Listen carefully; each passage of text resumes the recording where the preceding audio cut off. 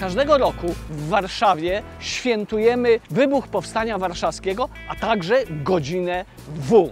Ale czym w ogóle jest godzina W? Jakie ma znaczenie dla tych, którzy pamiętają Powstanie Warszawskie i dla młodych ludzi? W jaki sposób ta pamięć jest celebrowana i przekazywana z pokolenia na pokolenie? Co sprawia, że jest istotnym składnikiem tożsamości Warszawy, elementem dziedzictwa niematerialnego naszego miasta? O tym postaramy się powiedzieć w naszym filmie. Jestem warszawiakiem z tak zwanymi korzeniami. Urodziłem się 15 lat po wojnie i moja rodzina zaszczepiła mi traumę powstania, ale traumę też zburzenia Warszawy. Kiedy miałem te kilka lat, przeprowadziłem się na Górny Mokotów. I to była dzielnica, której przestrzeń była naznaczona śladami po powstaniu. To były takie miejsca pamięci. One nie pozwalały na to, ażeby zapomnieć, że to powstanie było. Stąd też to celebrowanie godziny W, chodzenie 1 sierpnia z babcią na powązki wojskowe. Coś, co dla mnie było niesłychanie ważnego i szalenie osobistego. I teraz mieszkam tutaj przy ulicy Kaliskiej, w domu, który odegrał dosyć ważną rolę w czasie Powstania Warszawskiego. On też jest naznaczony tymi śladami powstańczymi. Czyli ja, mieszkając w tym domu, nie mogę się oderwać od tej pamięci o powstaniu. Te ślady na zewnątrz, we mnie, one pozostaną tak długo, póki ja żyję. Stoimy na cmentarzu Powązki Wojskowe, tuż pod pomnikiem Gloria Victis. To jest to źródło, skąd potem takie obchodzenie tego wydarzenia zaczyna się, prawda? Wszystko zaczęło się tuż po wojnie, w momencie, kiedy na ten cmentarz zaczęły być przenoszone z tymczasowych grobów na terenie miasta ciała powstańców. Pamięć o Powstaniu Warszawskim w rocznicę jego wybuchu 1 sierpnia 1944 roku stanowi integralny składnik tożsamości współczesnej Warszawy.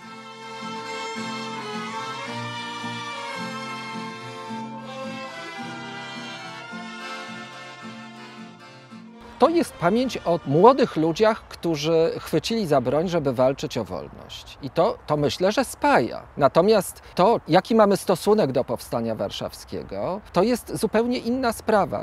Czym dla Pani jest godzina W? Najpiękniejszym dniem w moim życiu, kiedy byłam już na tyle dorosła, że miałam 17 lat i byłam żołnierzem.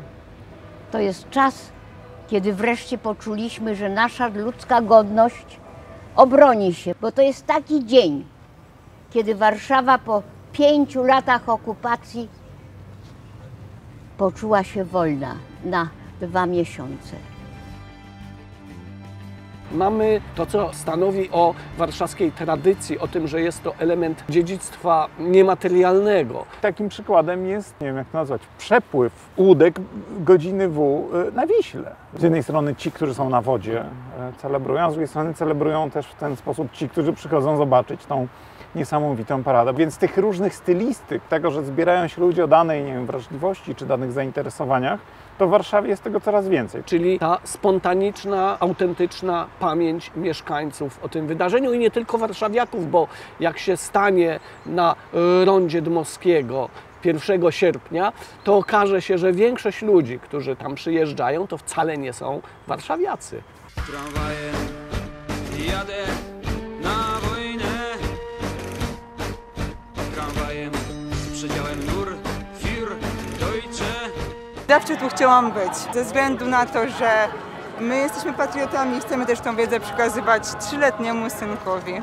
Czyli pierwszy raz. A skąd Państwo jesteście? Przeprowadziliśmy się z Krakowa. To jest bardzo specyficzny dzień dla Warszawy i dla warszawiaków.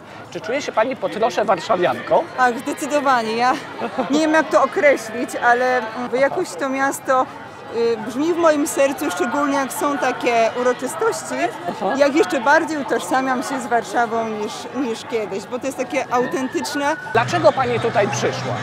Żeby uczcić pamięć moich przodków, Polaków i żeby nauczyć moje dziecko też kochać Polskę, kochać historię rodzinną i pamiętać o korzeniach. A skąd pani jest? Z Warszawy? Z dziada, pradziada tak, chociaż nie mieszka w Warszawie.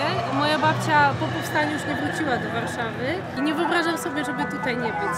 Czyli specjalnie pani przyjechała, tak? Specjalnie z Niemiec przyjeżdżamy co roku, od wielu lat na obchody 1 sierpnia.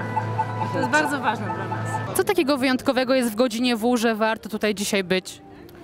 Myślę, że to jest taka godzina symboliczna. To jest miejsce, kiedy cała Warszawa, a także Polska tak naprawdę staje. To jest niesamowite uczucie, bo jednak jak się widzi to w telewizji, to fajnie wygląda, ale jak się tutaj jest, zupełnie są inne uczucia.